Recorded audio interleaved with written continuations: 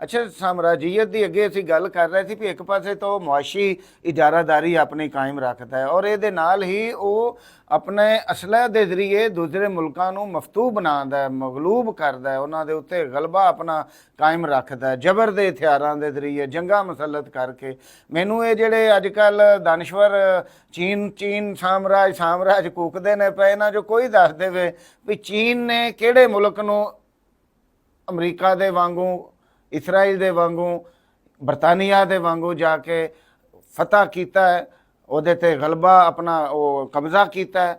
ਉਹ ਤੁਸੀਂ ਇੱਧਰ ਇੱਕ ਮਿਸਾਲ ਦੇ ਸਕਦੇ ਹੋ, ਲੇਕਿਨ ਤੁਸੀਂ ਉਹਦੇ ਤੇ ਵੀ ਸਿਰਫ ਸਰਮਾਇਆਦਾਰਾਨਾ ਨੁਕਤਾ ਨਜ਼ਰ ਨੂੰ ਹੀ ਅਮਰੀਕੀ ਸਾਮਰਾਜ ਦਾ ਫੈਲਾਇਆ ਹੋਇਆ ਪ੍ਰੋਪੇਗੈਂਡਾ ਹੀ ਕਰੋਗੇ ਅਗਰ ਤੁਸੀਂ ਹਾਂਗਕਾਂਗ ਦੀ ਗੱਲ ਕਰਦੇ ਹੋ। ਮਗਰ ਉਹਦੇ ਇਲਾਵਾ ਚੀਨ ਨੇ ਦੁਨੀਆ ਨੂੰ ਦੇਖੋ ਕਾਮਰੇਡ ਜੀ, ਚੀਨ ਜਿਹੜੀ ਪਾਕਿਸਤਾਨ ਨਾਲ ਵੀ ਤਜਾਰਤ ਕਰ ਰਹੀ ਹੈ, ਦੁਨੀਆ ਨਾਲ ਵੀ ਉਹਦਾ ਜਿਹੜਾ ਇੱਕ ਸਟਾਈਲ ਹੈ, ਖਾਸ ਕਰ ਮੈਂ ਅਗਰ ਪਾਕਿਸਤਾਨ ਦੀ ਗੱਲ ਕਰਾਂ ਤੇ ਅਮਰੀਕੀ ਜਾਂ IMF ਜਦੋਂ ਕਿਸੇ ਵੀ ਮੁਲਕ ਨੂੰ ਕਰਜ਼ਾ ਦਿੰਦੇ ਨੇ ਤੇ ਉਹ ਨੈਟ ਪੈਸਿਆਂ ਦੀ ਸੂਰਤ 'ਚ ਕਰਜ਼ਾ ਦਿੰਦੇ ਨੇ ਔਰ ਉਹਦੇ ਬਦਲੇ ਸੂਦ ਦਾ ਜਿਹੜੀ ਵੀ ਸ਼ਰ੍ਹਾ ਉਹ ਸੂਦ ਵਸੂਲ ਕਰਦੇ ਨੇ ਔਰ ਸਖਤ ਸ਼ਰਤਾਂ ਤੇ ਦਿੰਦੇ ਨੇ।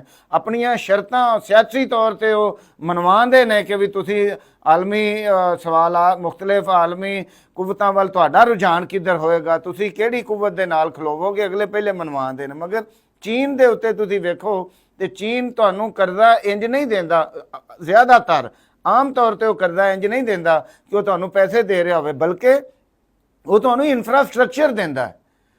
ਬਿਲਕੁਲ ਉਵੇਂ ਜਿਵੇਂ ਸੋਵੀਅਤ ਯੂਨੀਅਨ ਨੇ ਵੀ ਕਿਸੇ ਜ਼ਮਾਨੇ ਸਾਨੂੰ ਪਾਕਿਸਤਾਨ ਸਟੀਲ ਮਿਲ ਦਿੱਤੀ ਸੀ, ਜਿਹੜੀ ਤੁਸੀਂ ਜਾਣਦੇ ਹੋ 18-19 ਹਜ਼ਾਰ ਏਕੜ ਰਕਬੇ 'ਚ ਮੁਸ਼ਤਮਿਲ ਹੈ, ਜਿਹਦੇ 'ਚ 18,000 ਦੇ ਕਰੀਬ ਤੇ 18,000 ਏਕੜ ਦੇ ਕਰੀਬ ਤੇ ਜੰਗਲਾਤ ਲੱਗੇ ਹੋਏ ਨੇ। ਇੰਨਾ ਸ਼ਾਨਦਾਰ ਮਨਸੂਬਾ ਪੂਰੀ ਅਮਰੀਕੀ ਤਾਰੀਖ ਪੜ੍ਹ ਕੇ ਵੇਖ ਲਓ ਤੁਸੀਂ ਕਿ ਕਿਸੇ ਨੇ ਅੱਜ ਤੱਕ ਦੁਨੀਆ 'ਚ ਕਿਸੇ ਨੂੰ ਦਿੱਤਾ ਹੋਵੇ। ਇੰਝ ਹੀ ਚੀਨ ਨੇ ਸਾਨੂੰ ਟੈਕਸਲਾ ਪਲਾਂਟ ਦਿੱਤਾ, ਜਾਂ ਚੀਨ ਸੀ ਪੈਕ ਵਗੈਰਾ, ਜਿਹੜਾ ਜਿੰਨੀ ਵੀ ਚੀਨ ਦੀ ਜਿਹੜੀ ਇਮਦਾਦ ਹੈ ਜਾਂ ਜਿਹੜੀ ਸਾਡੇ ਨਾਲ ਤਜਾਰਤ ਹੈ ਜਾਂ ਚੀਨ ਦੇ ਜਿਹੜੇ ਮੁਆਸ਼ੀ ਰਿਲੇਸ਼ਨ ਨੇ ਸਾਡੇ ਨਾਲ, ਉਹ ਕਿਆ ਸਾਮਰਾਜੀ ਨੇ?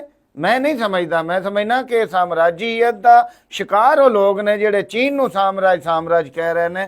ਚੀਨ ਨੇ ਕਿੰਨਾ ਇਰਾਕ ਦੀ ਤਬਾਹੀ ਚੀਨ ਨੇ ਕੀਤੀ ਸੀ, 10 ਲੱਖ ਬੰਦੇ ਨੂੰ ਮਾਰ ਦਿੱਤਾ। ਚੀਨ ਨੇ ਇਸਰਾਈਲ ਨੂੰ ਕਿਹਾ ਕਿ ਵੀ ਉਹ ਜਾ ਕੇ ਫਲਸਤੀਨੀਆਂ ਦੇ ਉੱਤੇ ਜੰਗ ਮੁਸੱਲਤ ਕਰ ਦੇਵੇ।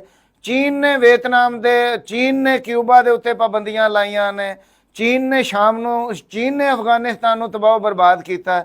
ਤਾਂ ਸਾਮਰਾਜੀਅਤ ਦਾ ਮਤਲਬ ਸਿਰਫ ਕਾਰੋਬਾਰੀ ਲੈਣ ਦੇਣ ਨਹੀਂ ਹੈਗਾ ਭਾਈਜਾਨ। ਸਾਮਰਾਜੀਅਤ ਦਾ ਮਤਲਬ ਹੈ ਕਿ ਇੱਕ ਪਾਸੇ ਬੈਂਕਾਂ ਦੇ ਥਰੂ, ਇਜਾਰਾਦਾਰਾਨਾ ਮਈਸ਼ਤ ਦੇ ਥਰੂ, ਔਰ ਦੂਜੇ ਪਾਸੇ ਅਸਲੇ ਦੇ ਥਰੂ ਤੁਸੀਂ ਕਿਸੇ ਕੌਮ ਨੂੰ ਮਫਤੂ ਬਣਾਓ ਔਰ ਗਨ ਪੁਆਇੰਟ ਦੇ ਉੱਤੇ ਦਰਅਸਲ ਤੁਸੀਂ ਆਪਣੀ ਮਨਸ਼ਾ ਔਰ ਮਰਜ਼ੀ ਦੀਆਂ ਪਾਲਿਸੀਆਂ ਬਣਵਾਓ, ਉਹਨਾਂ ਮੁਲਕਾਂ ਦੇ ਬਜਟ ਬਣਵਾਓ ਜਿਹੜੇ ਕਿ ਚੀਨ ਨਹੀਂ ਕਰ ਰਿਹਾ।